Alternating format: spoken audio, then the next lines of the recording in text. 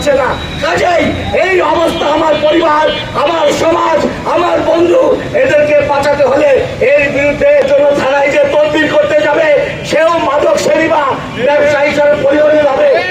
আমরা মাদক অবস্থায় যদি কাউকে ধরে আমরা আপনাদের অনুমতি দিচ্ছি, তার হাত পা রাখার দরকার নাই।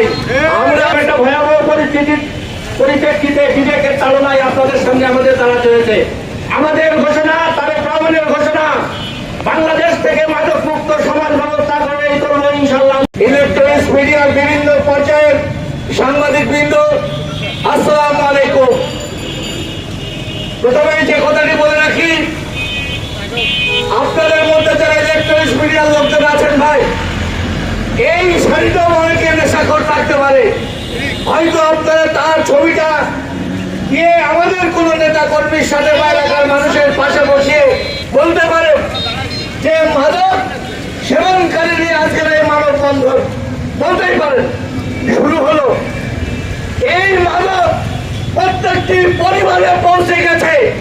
আপনার সন্তান, আপনার ভাই, আপনার পরিবার, এই তাদেরকে বাঁচাতেই, আমার পরিবারকে বাঁচাতেই আজকের এই আয়োজন। থাকতে পারে এখানে অনেক মাদক সেবী। আমরা শুরু করলাম আজকে থেকে, এই শুরু এখান থেকে আমরা পর্যায়ক্রমে এই 4 নম্বর ওয়ার্ডের প্রত্যেকটি পাড়া মহল্লা আমরা মানববন্ধন এবং মুরব্বীদের নিয়ে সতীশ আওয়াজ করবো। আমরা মাদকের বিরুদ্ধে দেশ নায়ক বাংলাদেশের প্রধানমন্ত্রী তারেক রহমান জিরো টলারেন্স ঘোষণা করেছে। মাদককে না বলি, মাদক মুক্ত সমাজ করি। আজকে আমরা এখানে ঘোষণা দিচ্ছি, কোনো ঢাক ঢাক গুড়গুড় নয়। আবারও বলছে, কোনো ঢাক ঢাক গুড়গুড় নয়। মাদকের বিরুদ্ধে জিরো টলারেন্স। আমরা লক্ষ্য করেছি ফ্যাসিস্টের সময় যারা এই সমস্ত করে খেত, তারা এখন বিএনপি অনেক নেতা কর্মীর কাছে ভর করেছেন। আমরা তাদেরকে চিনি, সতর্ক হন, সাবধান হন। আমাদের মধ্যে কেউ যদি লেগে থাকেন তাদেরকে সতর্ক করি, সহযোগিতা করবেন না। আমরা মাদক অবস্থায় যদি কাউকে ধরে আমরা আপনাদের অনুমতি দিচ্ছি, তার হাত পা রাখার দরকার নাই। আমরা আবারও বলছি, মাদক সহ যদি কাউকে ধরা হয় এই এলাকায় তার হাত পা রাখার দরকার নাই। কথাটি ভাইরাল হতে পারে, কিচ্ছু আসে যায় না।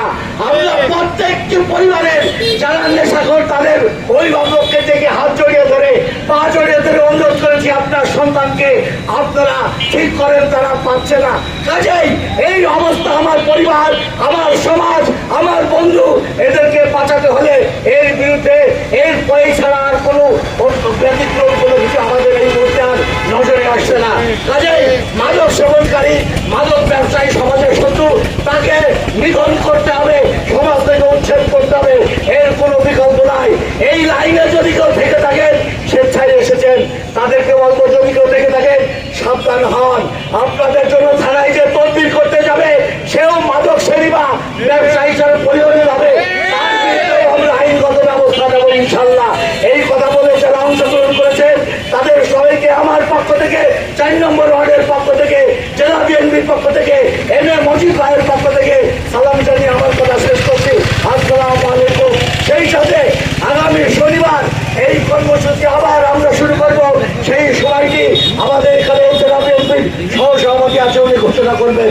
আসসালামু আলাইকুম। আপনাদের সামনে বক্তব্য রাখছেন আজকের 4 নম্বর ওয়ার্ড সচেতন নাগরিক কমিটির প্রধান পৃষ্ঠপোষক, জেলা বিএনপির বিপ্লবী সহ সভাপতি, আজকে 4 নম্বর ওয়ার্ডে যিনি প্রথম মাদক বিরোধী আন্দোলনে নিজেকে নিয়োজিত করেছেন, বড় ভাই ইনামুল কবির মতো, বড় ভাই ইনামুল কবির মতো।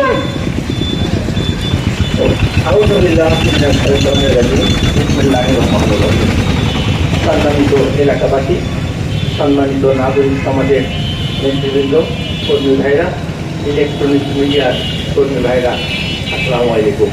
অন্য ধর্ম অবলম্বীদের আদাব।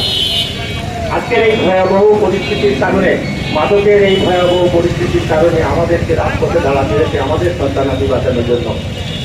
ইতিমধ্যেই আপনারা লক্ষ্য করেছেন এই মাদক এমন একটা ভয়াবহ অবস্থা বিরাজ করছে যেখানে আমাদের সন্তানাদি নিরাপদ না। তাদেরকে আজকে সেই মাদক সেবীরা মাদক কারবারীরা আমাদের সন্তানদের মাদক সেবী বানিয়েছে। এই মাদক কারবারীরা তাদের মাদকের ভয়াবহতার কারণে আমাদের সন্তানাদি যারা মাদক সেবী হয়েছে তারা দেখছেন এই মাদকের টাকার জন্য নিজের মা বাপকে হত্যা করছে। এরকম একটা ভয়াবহ পরিপ্রেক্ষিতে বিবেকের তাড়নায় আপনাদের সামনে আমাদের দাঁড়াতে হয়েছে।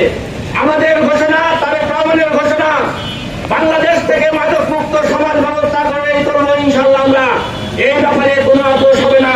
মাদক সব কারবারীরা যত বড় ক্ষমতাধর ব্যক্তি হোক না কেন তাদের বিরুদ্ধে আমাদের যুদ্ধ চলমান। আমরা আমাদের পক্ষ থেকে, এই নাগরিকদের পক্ষ থেকে আমাদের সন্তানাদি বাঁচানোর জন্য তাদের বিরুদ্ধে আমরা যুদ্ধ ঘোষণা করেছি। এই যুদ্ধে সমস্ত শ্রেণী পেশার মানুষকে ঐক্যবদ্ধ হতে হবে। এই কারণে ঐক্যবদ্ধ হতে হবে যে আমাদের সন্তানাদিকে বাঁচাতে হবে। ধন্যবাদ সবাইকে। এই পথে আগামী শনিবার সকাল 11টার সময় সবাইকে এই জায়গায় উপস্থিত হওয়ার জন্য অনুরোধ জানিয়ে আমাদের